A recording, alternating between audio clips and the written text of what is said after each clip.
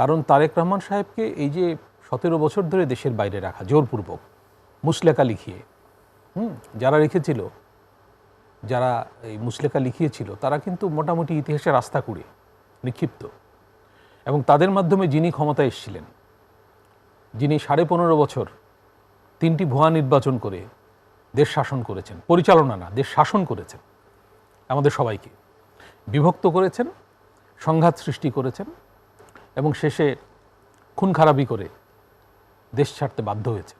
উনিও কিন্তু নির্বাসিত। দুই নির্বাসনের তফাৎ আছে, একটা বাধ্যতামূলক নির্বাসন আর একটা হচ্ছে পালিয়ে যাওয়া। আমার কাছে মনে হয়েছে যে উনি খুব সতর্কভাবে বক্তব্য দিয়েছেন এবং উনি কারোর নাম না নিয়ে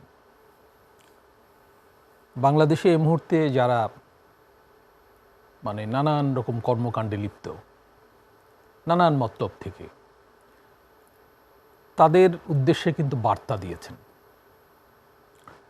যেমন উনি বিভাজনের বিরুদ্ধে কথা বলেছেন, এমনকি সব রাজনৈতিক দলের কর্মী সমর্থক যারা নিরপরাধ তাদেরকে ইনক্লুড করার বার্তা দিয়েছেন। আপনি নিশ্চয়ই খেয়াল করেছেন। মানে উনি কিন্তু কোনো বিশেষ দলের বিরুদ্ধে প্রতিহিংসামূলক কথা বলেননি, একটিও প্রতিহিংসার কথা নাই। কোনো দলের নাম নেননি, কোনো ব্যক্তির নাম নেননি, কিন্তু আমি বলবো যে স্পর্শ করেননি এরকম বিষয় কিন্তু নাই। যেমন দেশে এই মুহূর্তে যে সংকট চলছে, নিরাপত্তার সংকট, উনি নিরাপদ বাংলাদেশ গড়ার প্রত্যয় ব্যক্ত করেছেন। মানে উনি বলতে চেয়েছেন যে অন্তর্বর্তী সরকারের আমলে নিরাপদ বাংলাদেশ তৈরি হয়নি, এটা কিন্তু মেসেজ। শান্তি শৃঙ্খলা, শান্তি শান্তি শান্তি অনেকবার বলেছেন। তারপর বিভিন্ন ধর্ম সম্প্রদায়, পাহাড় এবং সমতলের মানুষ, পাহাড় থেকে সমতল ধর্ম, নারী নিয়ে তিনি কথা বলেছেন। নারী, শিশু, আপনি লক্ষ্য করবেন এগুলো কিন্তু খুবই ইঙ্গিতপূর্ণ এবং তাৎপর্যবহ। কারণ আমরা দেখেছি গণ অভ্যুত্থানের পরে বিভাজন বেড়েছে এবং দুর্বলের উপর আঘাত বেড়েছে। কথা ছিল যে আমাদের মধ্যে সংহতি বাড়বে, আমাদের মধ্যে সমঝোতা তৈরি হবে।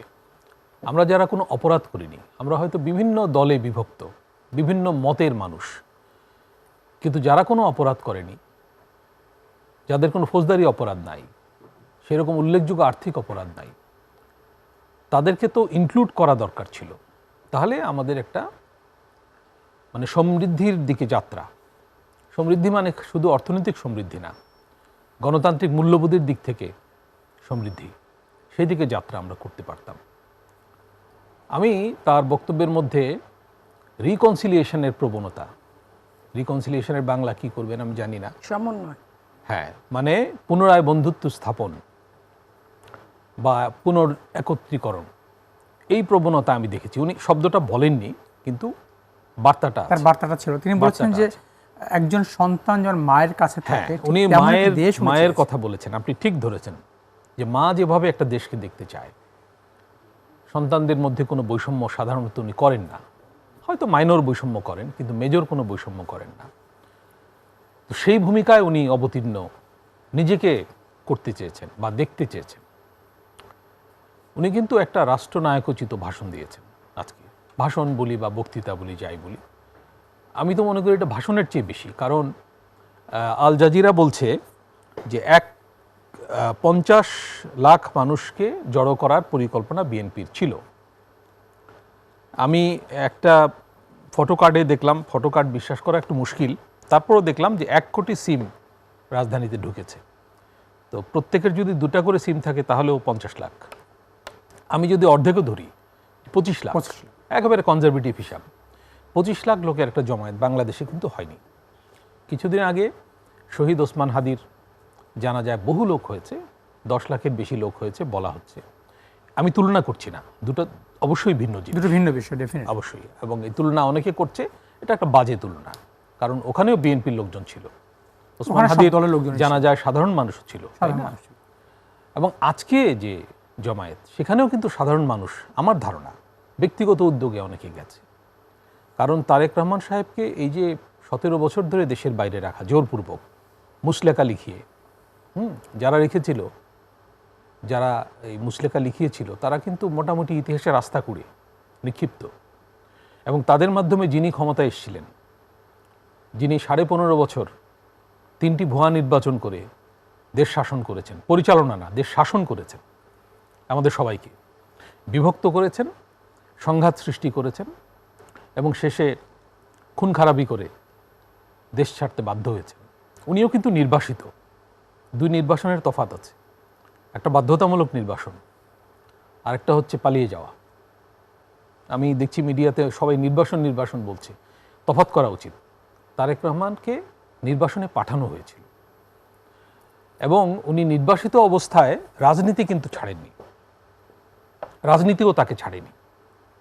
কারণ বেগম জিয়া তো কারাগারে চলে গেলেন একটা তুচ্ছ মামলায়। এরপর থেকে পুরো দায়িত্ব কিন্তু দল পরিচালনার তারেক রহমান সাহেবের হাতে এসছে এবং উনি ভার্চুয়ালি, যে কথাটা আপনি বলছিলেন, ভার্চুয়ালি নেতৃত্ব দিয়েছেন। এটাও একটা দৃষ্টান্ত যে 17 বছর ধরে, বা আমি যদি কম করে বলি অর্ধেক সময়ে, উনি যে নেতৃত্ব দিয়েছেন দলকে এবং দলকে সুশৃঙ্খল অবস্থায় রেখেছেন, একতাবদ্ধ রেখেছেন, এটা কিন্তু বিরাট ব্যাপার। কারণ তারেক রহমান দায়িত্ব নেওয়ার পর যে মানুষগুলো তারা কিন্তু এই বিষয়টা নিশ্চয়ই বুঝেছিলেন, কারণ আমরা তৎকালীন সময়ের সংসদে কিন্তু বেশ আন্দোলন রহমান পার্থর বক্তব্য দেখেছি। আন্দোলন রহমান পার্থ তখন বলেছেন যে এই যে তারেক রহমানের বাংলাদেশের রাজনীতি করার যে অধিকার হরণ করা হলো, তিনি সেই প্রশ্ন তুলেছিলেন সেই সংসদে। উনি বলেছিলেন যে সব কিছু কাটিয়ে একদিন উনি ফিরবেন আর সেদিন এর জবাব দেওয়া হবে। আজকে কিন্তু সেই বিষয়টাই সামনে সেই জিনিসটা ফিরে এসছে। হ্যাঁ, উনি দুটো কাজ করেছেন। একটা হচ্ছে দলকে একতাবদ্ধ রেখেছেন, ভাঙতে দেননি কোনো অবস্থায়, যদিও দেশের মাটিতে তার পা ছিল না। আরেকটা কাজ করেছেন, দলকে উনি কিন্তু নিয়মতান্ত্রিক আন্দোলনে রেখেছেন। সাধারণত এই ধরনের ফেসিবাদী রেজিমে যেটা হয়, নিয়মতান্ত্রিক দলগুলো আন্ডারগ্রাউন্ড হয়ে যায় কিংবা অন্য দলের ভেতর ঢুকে কাজ করে। আমরা জানি, এর নাম বলতে চাই না, সরকারি দলের ভেতরে ঢুকে কিন্তু কিছু কিছু দল কাজ করেছে, তারা আত্মপ্রকাশ করেছে গণ অভ্যুত্থানের পরে, গুপ্ত বলা হয় তাদেরকে। বিএনপি এই পলিসিতে যায়নি। বিএনপি মার খেয়েছে, ক্যাম্পাস ছাড়া হয়েছে, এলাকা ছাড়া হয়েছে, অভিবাসন গ্রহণ করেছে, একটা মানে মাস মাইগ্রেশন কিন্তু হয়েছে, অভিবাসন বিএনপি নেতাকর্মীদের, গ্রাম থেকে শহরে, শহর থেকে রাজধানীতে, রাজধানী থেকে বিদেশে। এটা কিন্তু একটা গবেষণার বিষয় যে কত নেতাকর্মী। এই সামগ্রিক বাস্তবতাকে কিন্তু আপনি যেটা বলছিলেন যে ওনার নেতৃত্বে উনি কিন্তু সেটাকে সবাইকে একতাবদ্ধ রাখার চেষ্টায় সফল উনি, এবং নিয়মতান্ত্রিক আন্দোলনে ধরে রেখেছেন। বড় বড় জমায়েত করেছে বিএনপি 2024 নির্বাচনের আগে বিভাগীয় পর্যায়ে, বিশাল বিশাল জমায়েত, এবং তাদের বার্তা ছিল যে নির্বাচন দাও, তত্ত্বাবধায়ক সরকার দাও, আমরা দেখাচ্ছি কিভাবে ক্ষমতায় আসতে হয়, তাই না? যাই হোক, সেই তত্ত্বাবধায়ক সরকার কিন্তু ফিরে এসছে আদালতের মাধ্যমে, তাই না? এখন আওয়ামী লীগ নিজে আবার তত্ত্বাবধায়ক সরকার চাচ্ছে, মানে যখন প্রয়োজন তখন সে চলে আসতে চেষ্টা। আওয়ামী লীগ চাচ্ছে এখন তত্ত্বাবধায়ক সরকার।